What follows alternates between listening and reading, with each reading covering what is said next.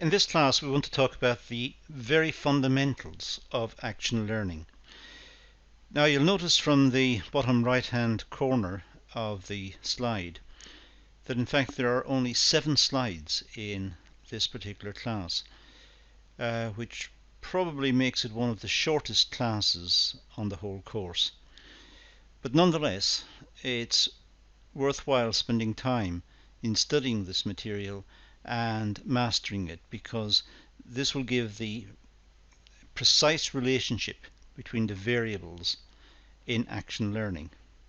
Now that sounds a little technical, but it just simply gathers up what action learning is about and formulates them in an easy way to remember. So let's look at it. We'll start with, or we will deal with, I should say, in this particular class, with the action learning equation. Now it sounds very technical. In fact, all we're going to do is just group some ideas together and place them in a way which is easy to remember. We call it an equation, but it's not really.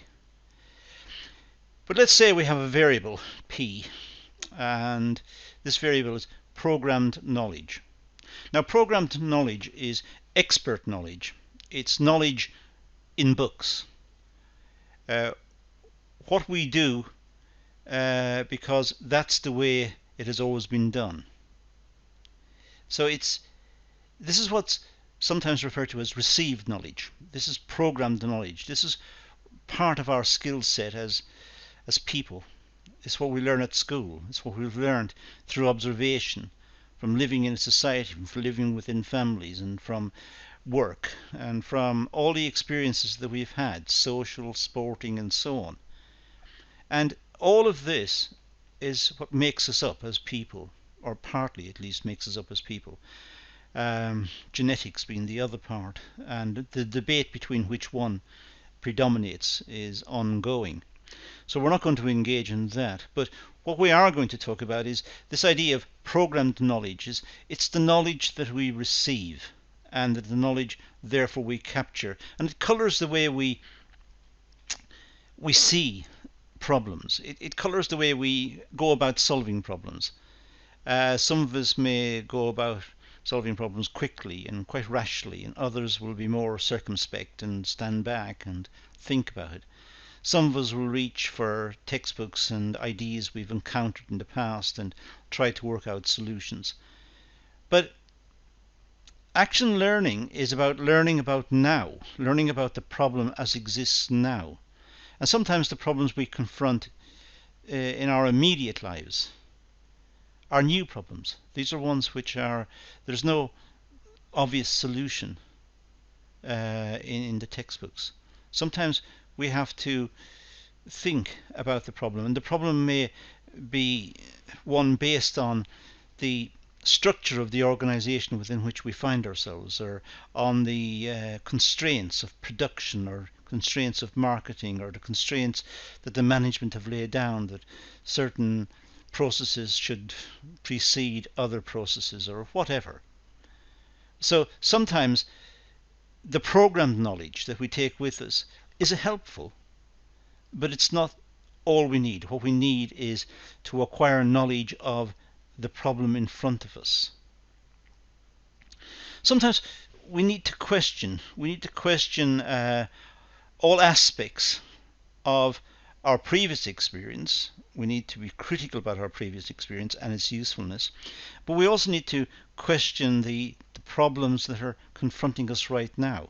We need to be able to structure the questions so as to shed light on the problem, which will hopefully give us a modus operandi, will give us a way of moving forward. It will give us an insight into what is required.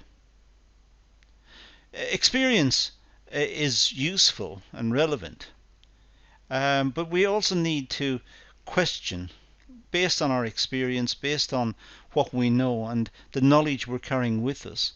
We need to question constructively to try and get an insight into the problem. The problem we're dealing with is in the here and now. It's a real problem confronting us now. So reference to the textbooks and reference to received knowledge is not necessarily going to solve the problem now.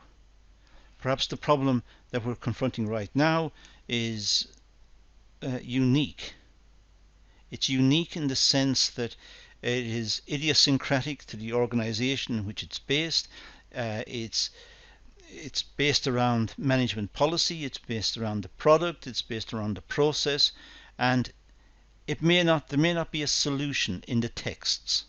So therefore, working with colleagues in a group situation, there is learning to be had here and now by dealing with this existing problem.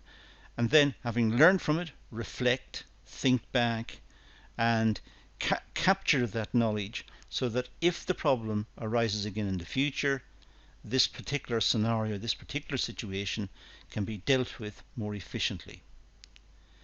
So on the slide in front of us at the moment, we've got what we call here two variables, but they're just two ways of looking at these situations. We have programmed knowledge, which we take in, and we have this ability to question what's gone wrong now, why is it malfunctioning, what's the issue, what's the problem, and getting constructive questions which will help us shed light on the problem. And then we've L for learning. And learning is the result of combining the previous two. So L is the combination of the previous two. So we could say that programmed knowledge plus questioning equals learning.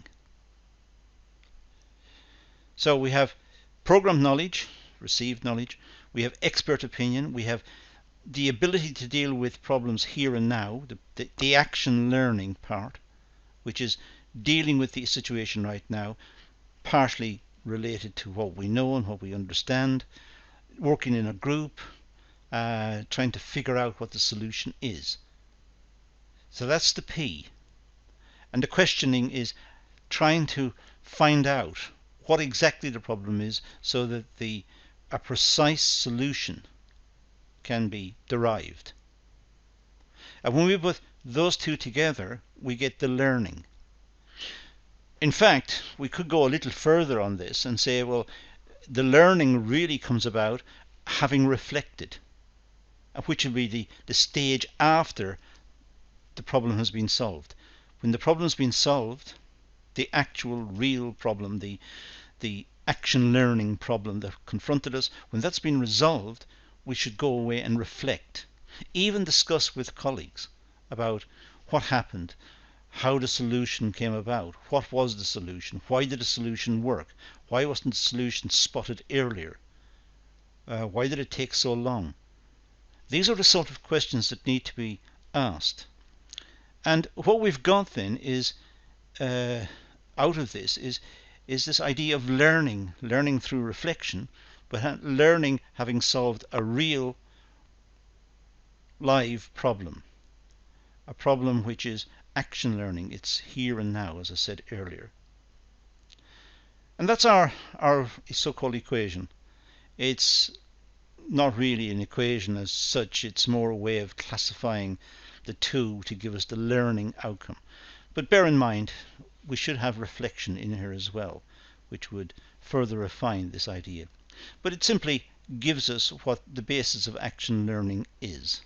And that's all this very short class was meant to do. It gives us that extra dimension, the extra insight into action learning. So that's all we're going to deal with. I'm going to leave it at that and say thank you for watching.